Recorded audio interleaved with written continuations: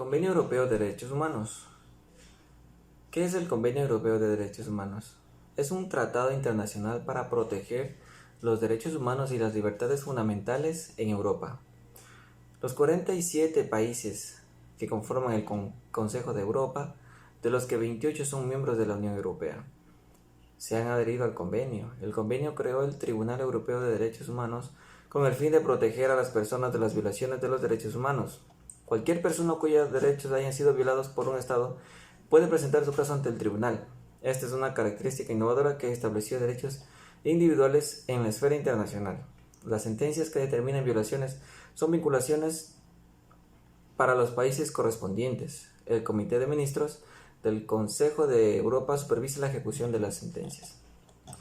¿Y qué es el Sistema Europeo de Derechos Humanos? El Sistema Europeo de Protección de los Derechos Humanos es el único sistema internacional que genera obligaciones vinculantes para el Estado.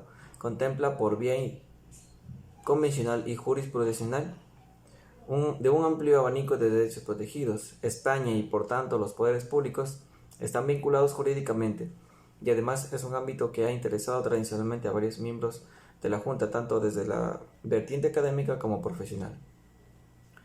¿Cuándo entró en vigor el Convenio Europeo de Derechos Humanos? El Convenio Europeo para la Protección de Derechos Humanos y de las Libertades Fundamentales, más conocido como Convención Europea de Derechos Humanos, fue adoptado por el Consejo de Europa el 4 de noviembre de 1950 y entró en vigor en 1953. ¿Cuál es el tratamiento de la victimología en el ámbito internacional? La gran revolución jurídica del siglo XX ha sido consolidada por derecho internacional de los derechos al erigir al ser humano en sujeto de derecho internacional, dotado como verdadera parte demandante contra el Estado, de plena capacidad jurídico-procesal a nivel internacional. El derecho internacional de los derechos humanos, quien clara y decididamente ha rescatado la posición central de las víctimas en el derecho internacional, por cuanto se encuentra orientado hacia la protección de la persona humana y a atender sus necesidades. La presente ponencia analiza el rol actual de la víctima ante la Corte Interamericana de Derechos Humanos, en este nuevo momento en que la víctima es parte en los procesos contenciosos ante la Corte, dentro del contexto del actual desarrollo del derecho internacional. El presente análisis es hecho desde la perspectiva de la víctima litigante, desde los ojos del usuario del Sistema Interamericano de Derechos Humanos, que viene para él reivindicar derechos conculcados como sujeto de derecho internacional.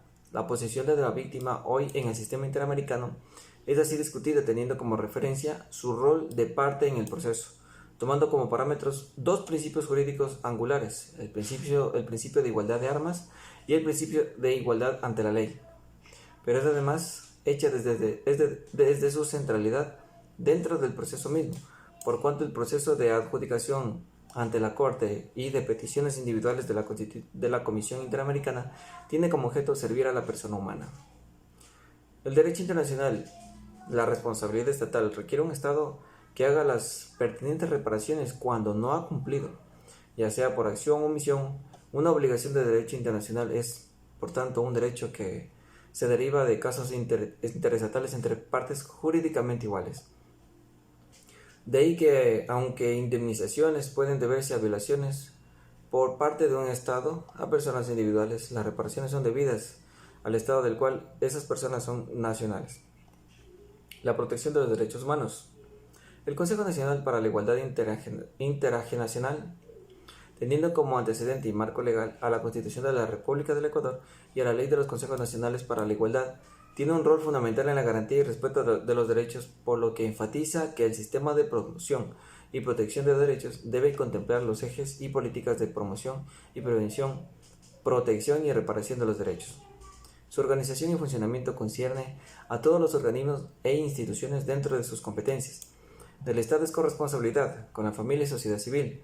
Esto significa que su valor está precisamente en la articulación que se debe dar para lograr la garantía de derechos. Es decir, cada institución u organización, desde su competencia y especificidad, debe atender las diversas situaciones para lograr real garantía de los derechos.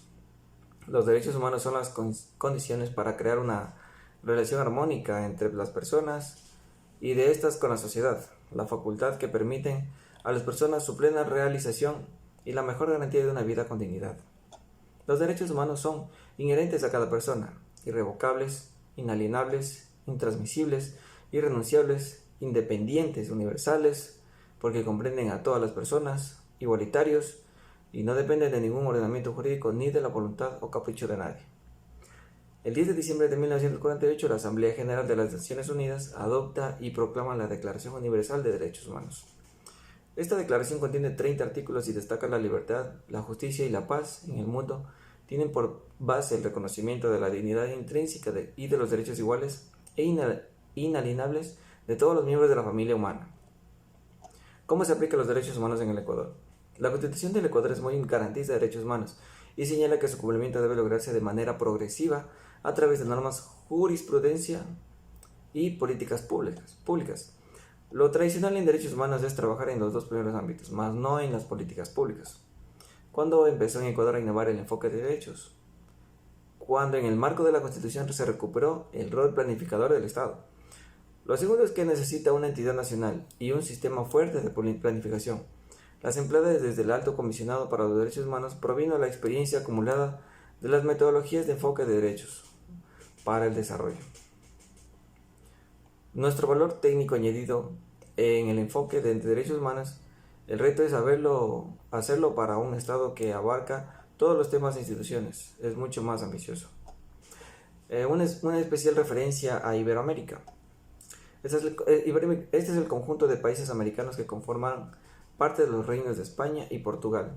Iberoamérica es el nombre con el que se conoce la región América conformada por un conjunto de países que tienen en común haber sido en el pasado colonias de España y Portugal. La palabra se compone de dos vocablos. Iberia, nombre de la península más occidental de Europa, donde se encuentran los países de España y Portugal y América. Es sociocultural, porque hace referencia a los vínculos de carácter histórico y cultural que comparten conjunto de naciones que conforman Iberoamérica. Estos son estados independientes americanos con un pasado común de denominación colonial, ejercida por España y Portugal. Además sirve para diferenciar a estos países de otras naciones americanas cuyo pasado colonial está asociado a la cultura e historia de otras potencias europeas, como Holanda, Francia y Gran Bretaña. Iberoamérica es un concepto geopolítico porque aplica la asociación de un grupo de países americanos y europeos vinculados por una serie de intereses estratégicos a nivel político y económico, agrupados como un bloque de naciones para establecer alianzas, intercambios y acuerdos de cooperación. En este sentido, los países iberoamericanos se reúnen anualmente desde 1991 en la Cumbre Iberoamericana de Jefes de Estado y de Gobierno, que incluyen España y Portugal, y en ocasiones han asistido países iberoamericanos como Andorra o ex colonias españolas como Filipinas o Guinea Ecuatorial.